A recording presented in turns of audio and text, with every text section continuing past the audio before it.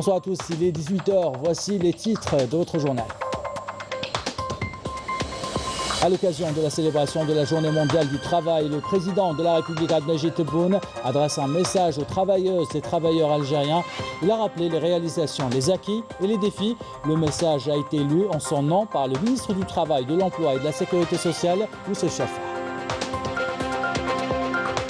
Nous irons à Paris où un iftar a réuni les étudiants algériens de la région d'Île-de-France. Un iftar à l'initiative du président de la République Abdelmajid Tebboune. Nous revenons dans ce journal sur les différentes décisions prises en faveur de notre communauté algérienne établie à l'étranger. Après un mois de compétition, le programme Taj el-Qur'an a distingué hier les meilleurs candidats du pays.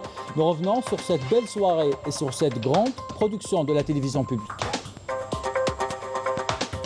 Et enfin, à quelques heures de Eid el-Fitr, nous irons à la rencontre des retardataires qui se ruent vers les pâtisseries pour acheter les gâteaux de l'Aïd. Nous ferons également un tour à Qléa pour voir ceux qui ne jurent que par le four de Ambi Youssouf pour avoir la meilleure cuisson de baklawa. Voilà pour les titres. Bienvenue à tous. On entame ce journal avec la célébration de la Journée mondiale du travail. À cette occasion, le président de la République, Abdelmajid Tebboune, a adressé un message aux travailleuses et travailleurs algériens. Un message lu en son nom par le ministre du Travail, de l'Emploi et de la Sécurité sociale, Youssef Chaffa.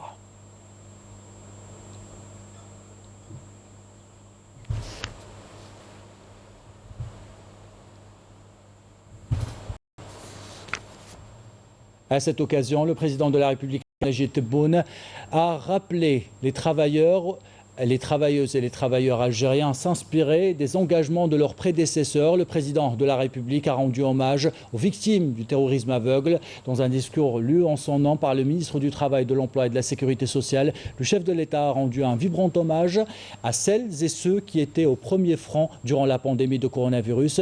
On écoute le ministre du Travail.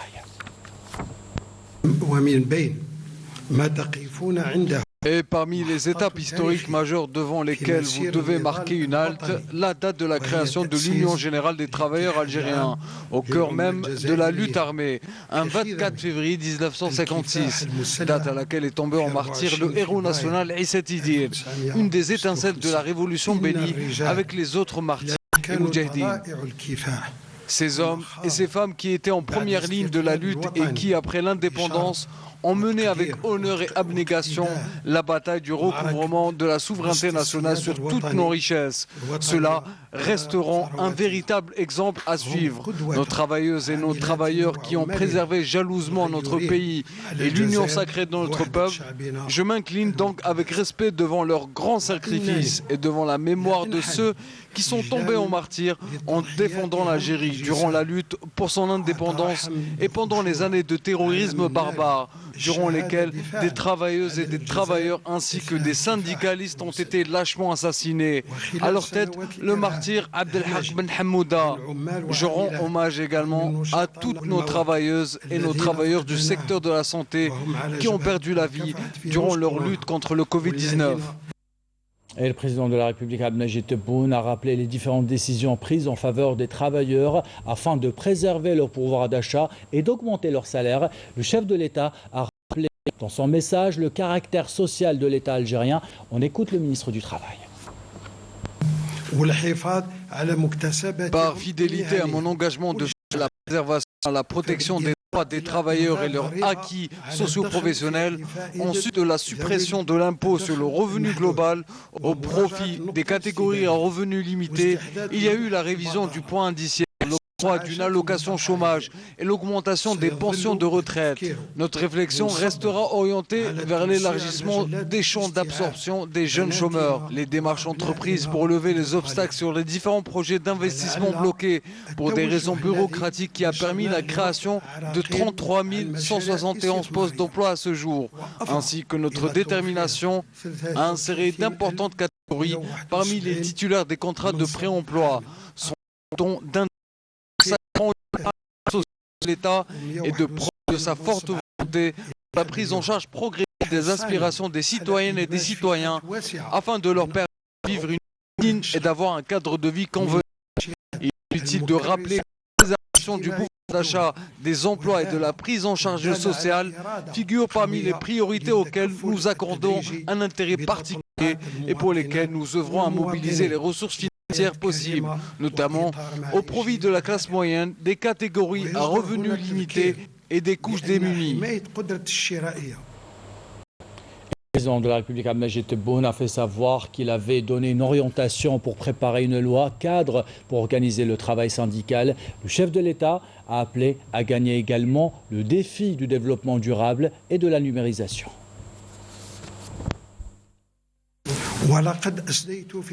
J'ai émis une série d'orientations afin de préparer une loi cadre qui organise le travail syndical, dont le contenu est appelé à être enrichi par le biais de consultations et de débats avec les professionnels. Ce projet de loi devra prendre en considération les chartes et accords ratifiés par l'Algérie, avec une représentation réelle des syndicats et l'engagement à promouvoir les droits sociaux professionnels des travailleurs, loin des conflits politiques qui ont vidé l'action syndicale de son véritable sens. Sur cette base, j'appelle toutes les organisations syndicales professionnelles des travailleurs à mesurer réellement l'ampleur de leurs responsabilités à l'égard des travailleurs, des travailleuses et des entreprises et du rôle qui leur incombe pour garantir la stabilité sociale, le développement de la production, l'augmentation du rendement et une adaptation continue aux mutations socio-économiques. D'autant que les tensions dans le monde nous interpellent à faire preuve de détermination et remporter l'enjeu des défis du développement durable et à gagner le pari de la numérisation et de l'économie de la connaissance, qui sont des piliers pour la réussite et la prospérité de toutes les nations. Et cette journée mondiale du travail sera célébrée demain, 1er mai. Le ministre du Travail, de l'Emploi et de la Sécurité sociale, Youssef Sharfa, a présidé les festivités officielles à Ain Defla, où elles ont débuté ce matin, où une délégation ministérielle accompagnée du secrétaire général de l'UJTA était sur place au programme levé du drapeau, dépôt d'une gerbe de fleurs et la lecture de la Fatiha du Saint-Coran.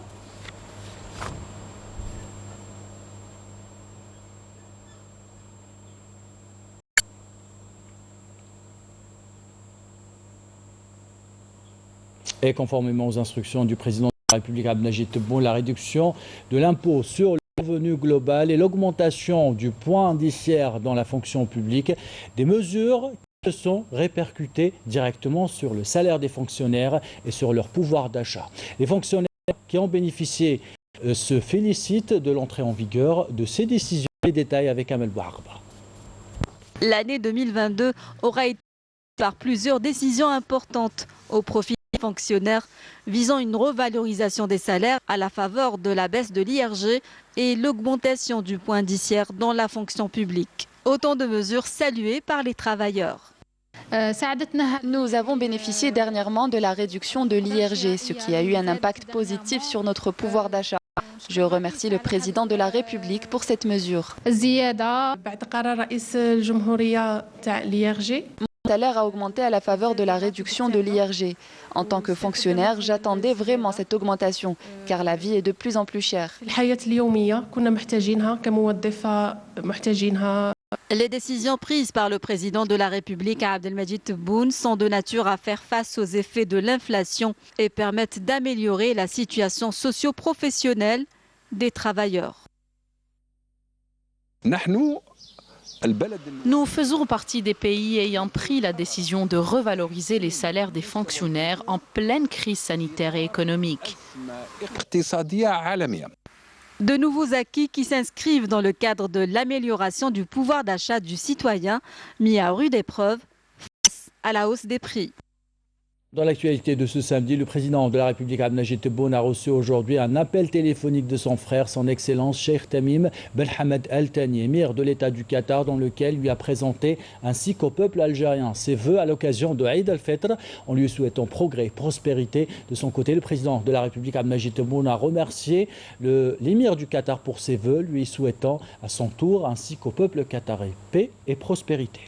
Le président de la République, Abdelmajid Tebboune, a également reçu aujourd'hui un appel téléphonique de son frère Yamin Zerouel, ancien président de la République, dans lequel ils se sont échangés les vœux à l'occasion de Eid al-Fitr. L'ancien président Yamin Zerouel a souhaité au président de la République, Abdelmajid Tebboune, davantage de succès et de réussite dans l'accomplissement de ses nobles missions.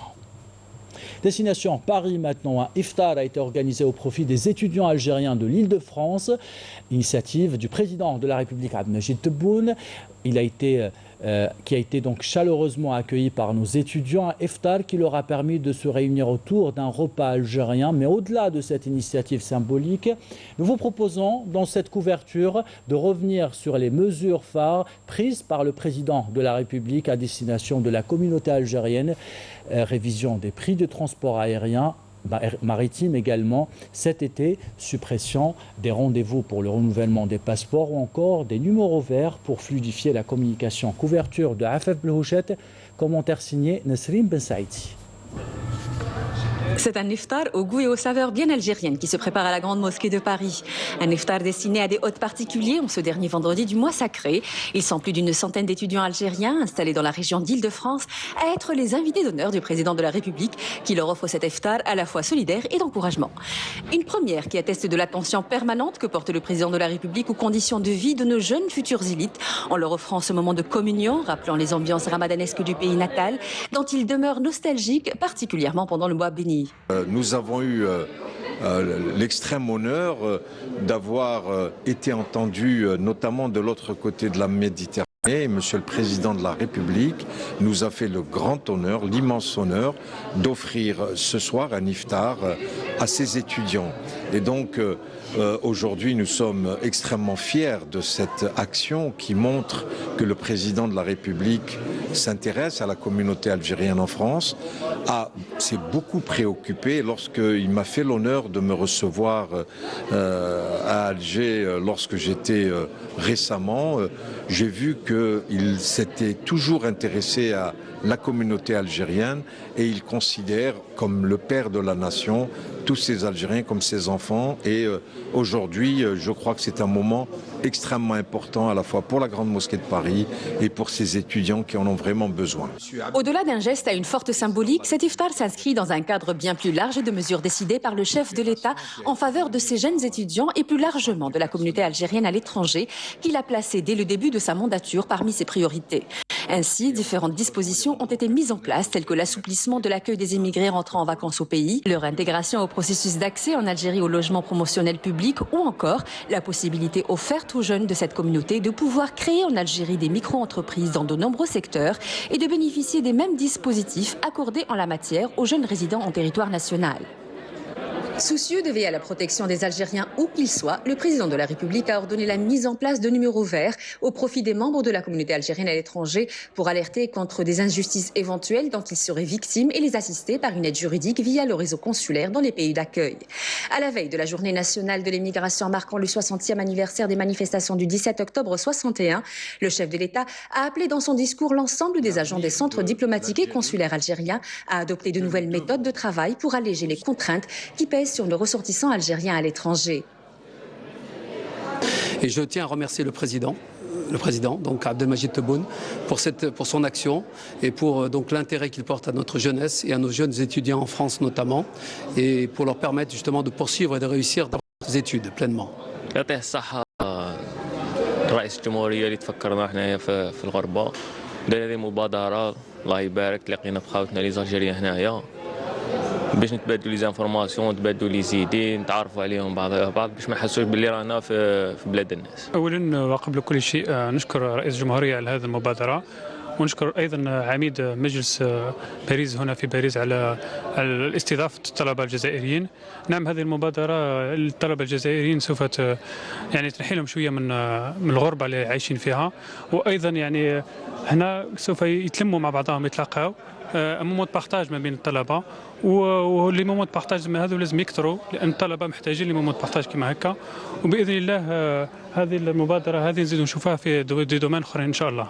Plus récemment, et après avoir instruit le ministre des Transports de mettre en place le programme estival et de revoir la politique tarifaire des titres de transport au profit des compatriotes vivant à l'étranger, leur permettant ainsi de rentrer au pays auprès de leurs proches durant les vacances estivales, une nouvelle mesure vient d'être annoncée par le ministère des Affaires étrangères et de la communauté nationale établie à l'étranger sous forme d'instruction à tous les chefs de postes diplomatiques et consulaires pour recevoir nos concitoyens désirant renouveler leur passeport sans rendez-vous préalable. Des mesures qui bénéficient également à de nombreux étudiants algériens à l'étranger qui furent prioritaires dans la gestion de la crise de la Covid-19 dès son apparition, en collaboration avec des associations algériennes en France et des institutions telles que la Grande Mosquée de Paris. Voilà pour cette couverture de Afef Blouchet. Retour en Algérie. Après un mois de compétition, les candidats du programme Taj al-Qur'an ont été distingués hier lors d'une grande soirée retransmise en direct sur les chaînes de la télévision publique. Le meilleur programme selon le ministre des Affaires religieuses et des Waqf qui était sur place. La cérémonie s'est déroulée en présence du ministre de la Communication, Mohamed Bouslimani, la ministre de la Solidarité nationale, Kautal Karikou, et le directeur général de l'EPTV, Shaban Loulakel. Couverture de Yanis Naqash, commentaire signé Yasmine Moussaoudi. C'est l'aboutissement de tout un mois de formation intensive et d'une compétition riche en émotions et en suspense. Les heureux gagnants de la 11e édition du concours de récitation du Coran Taj al-Qur'an ont enfin été annoncés lors du dernier prime diffusé hier. Participer à Taj al-Qur'an est un rêve de petite fille pour moi. Dieu merci, j'ai pu intégrer l'institut de formation et après un mois laborieux, j'ai réussi à décrocher la première place du concours. Je ne trouve pas les mots pour exprimer ma joie. Je dédie cette victoire à mes parents et à tous ceux qui m'ont soutenu. Les candidats ont fait preuve d'une grande maîtrise. Il a été difficile de les départager. Toutefois, le jury a dû prendre en considération plusieurs critères pour sélectionner les 5 meilleurs. Nous avons une liste de critères de sélection bien précis qui nous ont permis de départager les candidats. Nous prenons en compte le respect strict des règles de psalmodie comme la prononciation ou encore les techniques de lecture.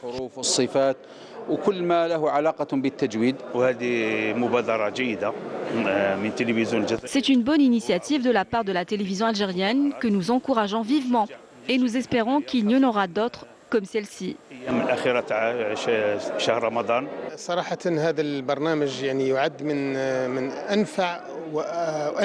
C'est pour moi l'un des meilleurs programmes de la télévision et le plus réussi, même si celle-ci propose également des programmes très intéressants. Mais celui-ci particulièrement est très suivi car c'est devenu une école de référence dans le domaine de la récitation du Coran. Un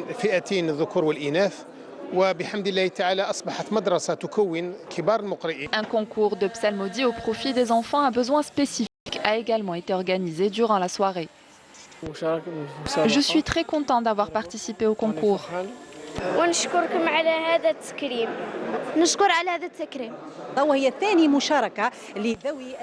C'est la 2e édition dans laquelle participent les enfants à besoins spécifiques. Ce sont des personnes qui ont un grand potentiel.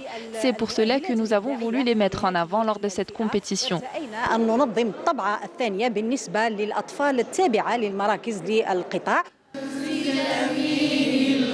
Une soirée empreinte de spiritualité où les candidats ont donné le meilleur d'eux-mêmes. Tous sont repartis chez eux enrichis.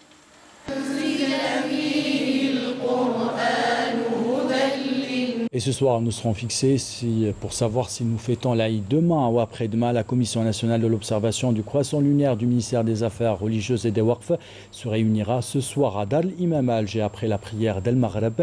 La conférence sera retransmise en direct sur les chaînes de l'EPTV. Et c'est déjà la course contre la montre pour les retardataires. Les pâtisseries de la capitale sont prises d'assaut par certains clients qui n'ont pas eu le temps de préparer des gâteaux à la maison. Raouf Hamouche a rencontré quelques-uns cet après-midi. Reportage. À 24 heures ou à 48 heures de Eid el-Fitr, c'est l'heure des derniers achats de l'Aïd. Dans les boutiques de la capitale, c'est la ruée sur les gâteaux traditionnels. En effet, plusieurs familles ont décidé de commander leurs gâteaux au niveau des pâtisseries, une pratique de plus en plus répandue. Je suis venue pour acheter quelques gâteaux. Là où les enfants, c'était pas suffisant. J'ai rajouté un peu et bon. Ces dernières années, on est très occupé par le travail à l'intérieur de la maison, à l'extérieur. Voilà, donc on vient acheter ces gâteaux. On fait des gâteaux à la maison, mais néanmoins, on se fait aider encore avec des gâteaux achetés à l'extérieur parce qu'on reçoit beaucoup de visites, on part voir la famille. Donc on complète avec ces achats. Faute de temps pour la plupart de ses clients, commander ces gâteaux représente une véritable alternative. Ces commandes représentent également un important chiffre d'affaires pour ces commerçants, surtout après 2 années marquées par la pandémie de Covid-19. C'est des prix raisonnables par rapport à la qualité. On fait tous nos produits avec des amandes. La majorité, c'est des femmes, parce qu'il y a beaucoup plus de femmes qui travaillent en ce moment. Donc, elles préfèrent acheter directement en magasin, plutôt que faire les gâteaux chez elles à la maison. Tous les ans, il y a des demandes. Alors, surtout cette année, comme, alhamdoulilah, il n'y a pas de corona par rapport aux années précédentes. Ce qui fait qu'il y a quand même une bonne demande. Fait maison comme le veut la tradition ou commandé chez une pâtisserie, l'important est de passer un bon moment de partage et de convivialité.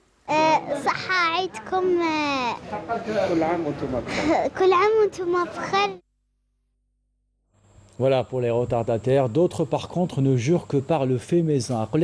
Notre reporter Amel Sididir est allé à la rencontre des clients d'un grand four où Ammi Youssef fait perpétuer la tradition. Il reçoit des centaines de clients qui viennent cuire leurs gâteaux à l'ancienne. Il ramène principalement de la baklawa. Objectif, avoir une cuisson parfaite. Reportage. Nous sommes dans la ville de Qléa. Ici, les odeurs des gâteaux de l'Aïd embaument tout le quartier. Ces odeurs se dégagent principalement de cette petite porte. Derrière son four, Ammi Youssef exerce inlassablement ce métier depuis plus de 40 ans. Je fais la cuisson, uniquement. Oui. Je faisais du pain avant, des brioches et tout, mais vu qu'il n'y a pas d'ouvriers dans ces fours-là, il n'existe plus, j'ai fait ce métier. Ce métier-là, je l'ai appris très jeune, et ça m'est rentré dans mes veines, et j'ai continué comme ça. C'est un métier qui me plaît. Puis vu qu'il n'y a pas il n'y a pas de four qui fait ces choses-là, il n'y a que moi, je dois rester. Depuis, Ammi Youssef n'a changé ni le métier ni le style. D'ailleurs, à l'approche de chaque Eid al-Fitr, tout le monde souhaite apporter ses gâteaux jusqu'à ce four banal. C'est comme ça qu'on l'appelle, où Ammi Youssef s'occupe de la cuisson, une tradition héritée depuis des générations. Je suis venue pour cuire la baklawa de l'Aïd dans ce four. Ammi Youssef est un artisan. Je me rappelle que ma mère faisait cuire ses gâteaux de l'Aïd ici. Le goût de la baklawa est meilleur quand on la fait cuire dans ce four. Comme chaque Aïd, on a ramené la baklawa pour la cuire chez Ammi Youssef. C'est une tradition ici à Qléa. Auparavant, on cuisait tous nos gâteaux de l'Aïd ici. Quand j'étais plus jeune, je me rappelle qu'on faisait cuire la baklawa chez Ammi Youssef, chaque Aïd. Comptant autrefois parmi nos traditions, les fours banals sont aujourd'hui en passe de disparition. D'autant plus qu'aujourd'hui, de plus en plus de ménages préfèrent commander leurs gâteaux chez les pâtisseries ou via Internet. Et avec les odeurs de l'Aïd, nous arrivons à la fin de ce journal. L'équipe de la rédaction qui l'a préparé, l'équipe technique qui l'a réalisé, bon, merci de l'avoir suivi. Merci pour votre fidélité. Sahaf Toto.